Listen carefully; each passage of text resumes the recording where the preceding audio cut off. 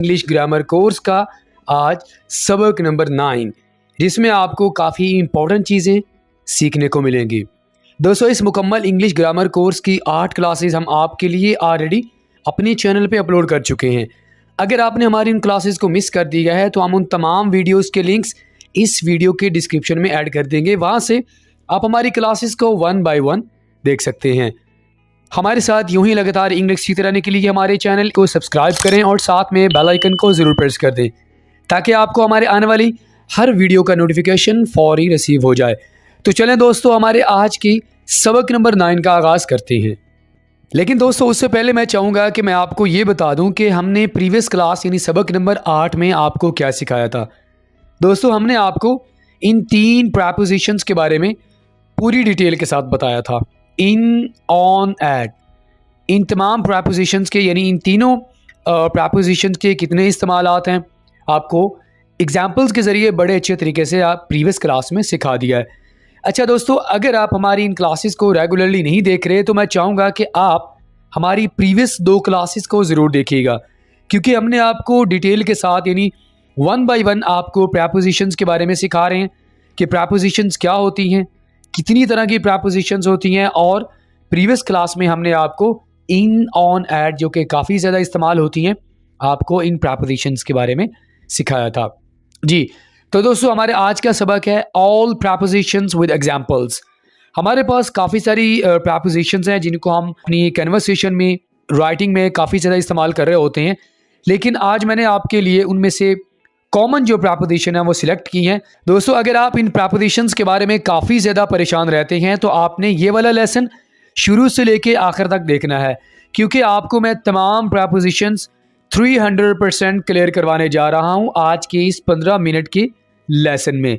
तो दोस्तों, जैसा कि आपको मैंने पहले बताया था, यानी हमारी जो क्लास नंबर 6 है सॉरी, उसमें बताया था कि हमारे पास प्रपोजिशंस 2 तरह की होती हैं। ठीक है, प्रपोजिशन ऑफ टाइम यानी वक़्त के बारे में बात करने के लिए, प्रपोजिशन ऑफ प्लेस जगह बताने के लिए। तो आज मैं आपको इन तमाम प्रपोजिशंस के बारे में सिखाने जा रहा हूँ कि कौन सी प्रपोजिशंस को आप वक़्त बताने के लिए इस्तेमाल कर सकते हैं और कौन सी प्रपोजिशंस को आप जगह के बारे में बात करने के लिए इस्तेमाल कर सकते हैं। ये लेसन आपने स्किप नहीं करना, आखिर तक हर हाल में देखना है अगर आप इन कॉमन प्रपोजिशंस को बड़े ही अच्छे तरीके से अंडरस्टैंड करना चाहते हैं। आपको मिसालों के ज़रिए समझाएंगे। जी, तो दोस्तों, हमारे पास सबसे पहले प्रपोजिशन आ जाती है अबव। अबव को हम इस्तेमाल करते हैं पोजीशन के बारे में बात करने के लिए, यानी किसी जगह के बारे में बात करने के लिए, या कोई मकाम बताना हो तो आप यानी लोकेशन के बारे में बात करने के लिए या पोजीशन के बारे में बात करने के लिए आप अबव का इस्तेमाल करते हैं। एग्जाम्पल्स के ज़रिए आपको ये बेहतर समझ आएंगी, जैसे कि वो शख्स मेरे सर के ऊपर था। The man was above my head. यहाँ पर आप ना तस्वीर को ज़रूर गौर से देखें। ये देखिए, हमारे पास बॉक्स पड़ा हुआ है और उसके ऊपर कैट है। यानी कोई चीज़ जब किसी चीज़ के ऊपर होती है, ठीक है ना, हायर, किसी चीज़ से ऊपर होना, तो उस सिचुएशन में आप अबव का इस्तेमाल करते हैं। अबव और ओवर, यानी ओवर भी हमारे पास प्रपोजिशन है जो आगे हम आपको बताएंगे, ये दोनों सेम ही है समहाउ। ठीक है, एक और एग्जाम्पल देख लें। बेसन के ऊपर एक शीशा है। There is a mirror above the sink. तो ये आप दोनों एग्जाम्पल्स देखें, अबव द हेड सर के ऊपर और सिंक के ऊपर। ठीक है, तो हायर देन एनीथिंग एल्स, यानी कोई चीज़ किसी चीज़ के ऊपर होना, तो उस सिचुएशन में आप अबव प्रपोजिशंस का इस्तेमाल करेंगे। जी, तो आगे मूव करते हैं। अक्रॉस। अक्रॉस को हम इस्तेमाल करते हैं पोजीशन के बारे में बात करने के लिए, कोई जगह के बारे में बताने के लिए। आपको ऐसे समझ नहीं आएगी। फ़र्ज़ करें कि एक स्ट्रीट आपके पास है और उसी स्ट्रीट के अंदर काफ़ी सारी शॉप्स हैं, तो आप उन शॉप्स के बारे में बात करने के लिए आप क्या कहते हैं कि there are so many shops across the street. यानी एक ही लाइन में जो चीज़ पड़ी होती है, उस लाइन के साथ जो चीज़ होगी उसके लिए हम अक्रॉस का वर्ड इस्तेमाल करते हैं। जैसे कि बिल्ली मेरे साथ लेट गई। द कैट ले अक्रॉस मी। बिल्ली, अब जगह बता रहे हैं आप कि बिल्ली कहाँ लेटी है, आपके साथ लेटी है। ये वाली एग्जाम्पल भी ज़रूर देखिएगा। वो सड़क के साथ चलता है। ही वॉक्स अक्रॉस द रोड। रोड के साथ जो जगह है इसे हम क्या कहते हैं, इसके लिए हम अक्रॉस का वर्ड इस्तेमाल करते हैं, क्योंकि अक्रॉस को हम जगह बताने के लिए इस्तेमाल करते हैं। आई होप कि आपको ये समझ आ गया होगा। आगे बढ़ते हैं दोस्तों। आफ्टर को हम इस्तेमाल करते हैं टाइम के बारे में बात करने के लिए, यानी जब आप वक़्त के बारे में कोई बात करना चाहते हैं, वक़्त बताना चाहते हैं, तो उस वक़्त आप आफ्टर का इस्तेमाल करेंगे। जैसे कि डिनर के बाद हम उससे मिले, after dinner we met him. तो यहाँ पर जो डिनर है ये एक टाइम बताया जा रहा है कि आप, यानी हम उससे कब मिले हैं, डिनर के बाद मिले हैं ना। तो आफ्टर का इस्तेमाल हम वक़्त के बारे में बात करने के लिए इस्तेमाल करते हैं। शाम के बाद उसने वर्जिश की, शाम के बाद ये हमारे पास टाइम आ गया आफ्टर इवनिंग, ठीक है। शी डिड एक्सरसाइज, उसने एक्सरसाइज की। तो आफ्टर का इस्तेमाल हम वक़्त के बारे में बात करने के लिए इस्तेमाल करते हैं। जैसा कि आप कहते हैं after 7 PM, after 8 PM, after 7 o'clock। तो वक़्त को जब भी आप डिस्क्राइब करना चाहते हैं आप इस प्रपोजिशन का इस्तेमाल करेंगे। आगे हमारे पास प्रपोजिशन आ जाती है अगेंस्ट। अगेंस्ट का इस्तेमाल भी हम पोजीशन के बारे में बात करने के लिए इस्तेमाल करते हैं, यानी कोई जगह के बारे में आपने बताना हो तो आप अगेंस्ट का इस्तेमाल करते हैं। जैसा कि वो दीवार के साथ लेट गया, ही लीन्ड अगेंस्ट द वॉल। अब यहाँ पर आप जगह कौन सी बता रहे हैं, वॉल, यानी वो दीवार के साथ लेट गया। तो दीवार के साथ लेटना ये एक जगह है, ठीक है। वो तकिए के साथ बैठ गई, she set against the pillow. तो यहाँ पर देखिए हमारे पास ये पिल्लो है, ये एक जगह है, तो वो तकिए के साथ बैठ गई, ठीक है। तो जगह के बारे में बात करने के लिए आप अगेंस्ट का इस्तेमाल कर सकते हैं। हमारे पास काफ़ी सारी प्रपोजिशंस हैं जिनको हम जगह के बारे में बात करने के लिए इस्तेमाल करते हैं। ऑलराइट, अलोंग का इस्तेमाल आप करते हैं डायरेक्शन बताने के लिए, यानी किसी जगह की सिमत बताने के लिए, लेफ़्ट हो राइट हो, कोई भी किसी तरह की जगह हो, उसके लिए आप अलोंग का जो वर्ड है, यानी जो प्रपोजिशन है, उसको आप इस्तेमाल करते हैं। We walked along the beach, हम साहिल के साथ साथ चले। अब यहाँ पर डायरेक्शन कौन सी बताई जा रही है, बीच, साहिल, यानी आप साथ साथ चले हैं, तो ये हमारे पास डायरेक्शन है, ठीक है। वो मेरे साथ आ जाता है, he gets along with me. अब जैसा कि आप कहते हैं ना, आपने उसके साथ आना है, कम अलोंग विद हिम, किसी के साथ आना। तो अलोंग का इस्तेमाल हम सिमत बताने के लिए, यानी कोई डायरेक्शन, कोई जगह बताने के लिए, किसी चीज़ की लेफ्ट है राइट है, वो बताने के लिए आप अलोंग का इस्तेमाल करते हैं जी।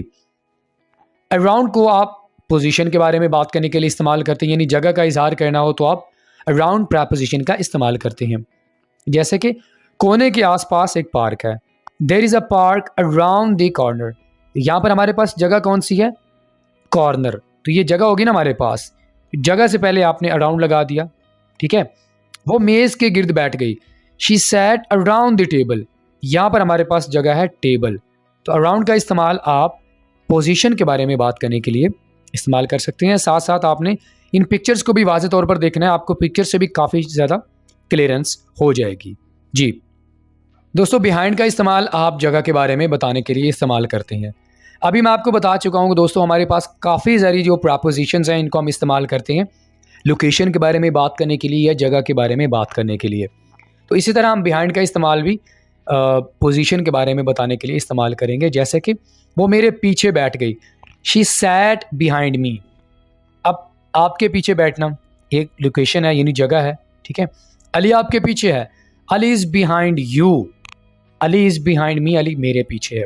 यहाँ आप तस्वीर को गौर से देखें कि ये जो छोटी सी लड़की है ये बॉल के पीछे है। तो ये इसी तरह की जगह के बारे में बताने के लिए हम बिहाइंड का इस्तेमाल करते हैं, यानी किसी चीज़ के पीछे होना, ठीक है, ये भी याद रखिएगा। इसी तरह हम बीनीथ का इस्तेमाल भी जगह के बारे में बताने के लिए इस्तेमाल करते हैं, लेकिन इसमें थोड़ा सा डिफरेंस ये है कि जब कोई चीज़ यानी बहुत ज़्यादा नीचे होगी, जैसा कि हमारे पास ये तस्वीर है कि ऊपर बॉक्स है, नीचे हमारे पास बॉल है। जब आपके पास इस तरह की सिचुएशन होगी तो आप बीनीथ प्रपोजिशन का इस्तेमाल करेंगे। जैसा कि ज़मीन नीचे है, फूल ऊपर है, दरख्त ऊपर है, नीचे कोई बैठा हुआ है, ठीक है। तो इस तरह की सिचुएशंस के लिए आप बीनीथ प्रपोजिशन का इस्तेमाल करेंगे। वो दरख्त के नीचे बैठी है, she is sitting beneath the tree, दरख्त के नीचे बैठी है। तो यहाँ पर हमारे पास जगह कौन सी है, ट्री, लोअर यानी कि नीचे होना। कागज़ किताबों के नीचे है, the paper is beneath the books. अब यहाँ पर हमारे पास जो चीज़ नीचे पड़ी है वो कागज़ है और ऊपर कौन सी है, किताबें हैं। इस तरह की जो सिचुएशन होंगी इसके लिए हम जो प्रपोजिशन इस्तेमाल करते हैं वो है बीनीथ। ओके, आगे हमारे पास प्रपोजिशन है बिसाइड। बिसाइड का इस्तेमाल यानी इंग्लिश में इसे हम कहते हैं पोजीशन के बारे में बात करने के लिए। अगर हम उर्दू में देखें तो हमारे पास दो तरह के माने मिलते हैं, साथ में या सामने। ऐसे समझ नहीं आएगा, एग्जाम्पल देख लेते हैं। कुत्ता उसके साथ बैठ गया, the dog sat beside her. Beside का माना क्या होता है, यानी आपके साथ कोई आकर बैठ जाता है, उसके लिए आप बिसाइड का वर्ड इस्तेमाल करते हैं। कोई भी चीज़ आपके साथ पड़ी होगी उसके लिए आप बिसाइड का इस्तेमाल करते हैं, या कोई चीज़ आपके सामने होगी तब भी आप बिसाइड का इस्तेमाल करेंगे। जैसे कि Asam is standing beside me, Asam मेरे सामने खड़ा है। ये तस्वीर देखिएगा, कोई चीज़ किसी के साथ होना, तो यहाँ पर जो बॉल है वो बॉक्स के साथ पड़ी है। ठीक है, आई होप कि आपको समझ आ गया होगा। आगे हमारे पास प्रपोजिशन है फ्रॉम। फ्रॉम का इस्तेमाल आप डायरेक्शन यानी सिमत बताने के लिए इस्तेमाल करते हैं। जैसे कि आप कहते हैं कि वो लाहौर से आया है, वो मुल्तान से है, वो कराची से है, आप फ्रॉम प्रपोजिशन का उस वक़्त इस्तेमाल करेंगे। वो लाहौर से आता है, ही कम्स फ्रॉम लाहौर, तो सिमत कौन सी है, डायरेक्शन कौन सी है, लाहौर। ओके, वो मुल्तान से वापस आई, she came back from Multan, तो यहाँ पर डायरेक्शन कौन सी है, मुल्तान। इसी तरह की सिमत वगैरह बताने के लिए, डायरेक्शन बताने के लिए आप फ्रॉम प्रपोजिशन का इस्तेमाल करते हैं। दोस्तों, इनसाइड प्रपोजिशन को आप जगह के बारे में बताने के लिए इस्तेमाल करते हैं। मोस्टली जो हमारे पास प्रपोजिशंस हैं इनको हम जगह, मुख्तलिफ तरह की जो लोकेशंस होती हैं, जगह होती हैं, उनके बारे में बात करने के लिए, डिस्क्राइब करने के लिए उनको हम प्रपोजिशंस को इस्तेमाल करते हैं। तो इनसाइड का इस्तेमाल भी आप पोजीशन के बारे में, यानी जगह के बारे में बात करने के लिए इस्तेमाल करेंगे। जैसे कि वो कमरे के अंदर है, she is inside the room. लेकिन यहाँ पर आपने ये चीज़ सीख लेनी है कि पोजीशन कौन सी है। ये यहाँ पर थोड़ा सा डिफरेंस आ जाता है। पोजीशन या तो बैक साइड होगी, सामने होगा, कोई लेफ़्ट साइड पे होगा, कोई अंदर होगा। अब यहाँ पर अगर हम इनसाइड को बेहतर समझना चाहते हैं तो आप इस पिक्चर को देखिए कि जो लड़की है वो बॉक्स के अंदर है, तो कोई चीज़ अंदर होगी, यानी किसी चीज़ के अंदर होगी, उसके लिए हम इनसाइड का वर्ड इस्तेमाल करेंगे। जैसे कि कैट कमरे में है, या जो कुत्ता है वो बॉक्स के अंदर है, लड़की बॉक्स के अंदर है। तो इस तरह की सिचुएशंस के लिए हम इनसाइड प्रपोजिशन का इस्तेमाल करेंगे। ओके, वो ऑफिस में हैं, they are inside the office, inside the office यानी ऑफिस के अंदर हैं, तो ये लोकेशन कौन सी हुई, अंदर। ठीक है, नेयर का इस्तेमाल भी आप पोजीशन के बारे में बताने के लिए इस्तेमाल करते हैं, लेकिन याद रखिएगा नेयर का माना होता है कोई चीज़ किसी चीज़ के करीब हो। ये याद रखिएगा, किसी चीज़ के करीब होना यानी फासला कम होता है ना, तो उसके लिए आप नियर प्रपोजिशन का इस्तेमाल करते हैं। आपको मैंने बताया कि लोकेशन पोजीशन डिफरेंट तरह की होती हैं। वो मेरे करीब बैठती है, she seats near me, distance बहुत कम है। ठीक है, दुकान घर के पास है, the shop is near house, distance बहुत कम है। ये आप तस्वीर को देख लें, बॉक्स के साथ जो है बॉल पड़ी हुई है, तो डिस्टेंस कम होना, इस तरह की सिचुएशंस के बारे में बात करने के लिए आप नियर प्रपोजिशन का इस्तेमाल करेंगे। नेक्स्ट टू प्रपोजिशन को आप पोजीशन के बारे में बात करने के लिए इस्तेमाल करेंगे, लेकिन उर्दू में हमारे पास दो तरह के सेंटेंसेस होते हैं जिनको डिस्क्राइब करने के लिए आप नेक्स्ट टू का इस्तेमाल करते हैं, आगे या साथ। एग्जाम्पल देख लेते हैं, वो मेरे सामने बैठी है, she is sitting next to me, आगे। तो एक हमारे पास लोकेशन कौन सी आ गई, आगे आ गई। ठीक है, दुकान उसके घर के साथ है, the shop is next to his house, तो यहाँ पर हमने ये बता दिया कि जो दुकान है वो घर के साथ है। तो दो माने हमारे पास आ गए, आगे या साथ। तो इस दोनों मानों को डिस्क्राइब करने के लिए हमारे पास जो प्रपोजिशन है वो है नेक्स्ट टू। ओके, ये आपने देखा कि जो एप्पल है वो किताब के सामने पड़ा हुआ है, यानी बिल्कुल साथ पड़ा हुआ है। ओके, इनटू का इस्तेमाल भी हम डायरेक्शन के बारे में बात करने के लिए इस्तेमाल करते हैं। इनटू का माना होता है की तरफ, यानी अगर हम उर्दू में देखें तो इसका माना क्या होता है, की तरफ। तो की तरफ ऑब्वियसली हमारे पास सीमत बताने के लिए ही इस्तेमाल होगा। जैसे कि एग्जाम्पल्स में आप देख सकते हैं कि वो घर में चली आई, she walked into the house, तो वो किसकी तरफ आई है, घर की तरफ आई है। इनटू का माना क्या होता है? की तरफ। इसी तरह हमारे पास एक और प्रेपोजिशन है ऑन टू। इन दोनों प्रेपोजिशंस में कोई फर्क नहीं है, ठीक है। वो दफ्तर में आया, ही केम इन टू द ऑफिस, यानी वो ऑफिस की तरफ गया या वो आया। तो ये की तरफ का माना क्या होता है? यानी आप डायरेक्शन बता रहे होते हैं तो आप इनटू का इस्तेमाल करेंगे इस सिचुएशन में। या आप देखें कि की तरफ, ये जो बॉल है किसकी तरफ जा रही है? बॉक्स की तरफ जा रही है, अंदर जा रही है। इस तरह की सिचुएशन के लिए आप इनटू का इस्तेमाल करेंगे। आउटसाइड को आप लोकेशन के बारे में बात करने के लिए इस्तेमाल कर सकते हैं, बाहर होना या जगह के बारे में बात करना। एग्जाम्पल देख लेते हैं। There is a chair outside, बाहर एक कुर्सी है। तो यहाँ पर हमारे पास जो लोकेशन होगी वो बाहर की होगी, अंदर की नहीं होगी। अंदर के लिए हम इनसाइड प्रेपोजिशन का इस्तेमाल करते हैं। आउटसाइड बाहर, वो घर के बाहर था। He was outside the house. तो यहाँ पर आपने देखा ये जो बॉल है ये हमारे पास छोटा सा बॉक्स है, यानी घर है, ये इसके बाहर पड़ी हुई है। तो बाहर के लिए आप क्या इस्तेमाल करेंगे? आउटसाइड प्रेपोजिशन का इस्तेमाल करेंगे। ओके दोस्तों, जैसा कि मैंने आपको बताया था कि अबव और ओवर में कोई फ़र्क नहीं है, तो यहाँ मैं आपको बताता हूँ कि ओवर का इस्तेमाल हम कहाँ पे करते हैं। दोस्तों ओवर का इस्तेमाल हम डायरेक्शन के बारे में बात करने के लिए इस्तेमाल करते हैं, या पोजीशन के बारे में बात करनी हो तो हम ओवर का इस्तेमाल करते हैं। जगह या सीमत बताने के लिए हम ओवर का इस्तेमाल करेंगे। जैसे कि there is a cat over us, ये जगह होगी हमारे पास कि कैट कहाँ पर है? हमारे ऊपर है, ठीक है। ओवर ऊपर, हायर ऊंची। उसने सांप के ऊपर छलांग लगाई, ही जंप्ड ओवर दी स्नैक। तो यहाँ पर सीमत बताई जा रही है। कौन सी सीमत है? ऊंचा, यानी उसने जो सांप है उसके ऊपर से छलांग लगाई है, तो यहाँ पर सीमत बताई जा रही है। ये तस्वीर आपको वाज़े बता रही है कि ओवर का माना क्या है। हायर देन एनीथिंग एल्स, किसी चीज़ से कोई चीज़ ऊपर होगी तो हम ओवर का इस्तेमाल करेंगे। दोस्तों हमारे पास लास्ट प्रेपोजिशन आ जाती है अंडर। अंडर को हम दो मानों में इस्तेमाल करते हैं, दो सिचुएशंस में। डायरेक्शन के बारे में बात करनी हो या पोजीशन के बारे में बात करनी हो तो हम अंडर प्रेपोजिशन का इस्तेमाल करते हैं। जैसे कि the cat is under the table, यहाँ पर आपने जगह बता दिया है कि बिल्ली कहाँ है? मेज़ के नीचे है। आपका जूता बिस्तर के नीचे है। Your shoe is under the bed. तो अंडर का इस्तेमाल आप जगह या सीमत बताने के लिए इस्तेमाल कर सकते हैं, लेकिन यहाँ पर आपको मैंने सिर्फ जगह के बारे में बताया है कि आप जगह को डिस्क्राइब करने के लिए आप अंडर प्रेपोजिशन का कैसे इस्तेमाल कर सकते हैं।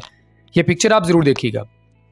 बॉल बॉक्स के नीचे है, तो कोई चीज़ किसी चीज़ के नीचे होगी तो उसके लिए आप अंडर का इस्तेमाल करेंगे। जैसा कि आपको मैंने बताया कि लोकेशंस और पोजीशंस हमारे पास डिफरेंट होती हैं।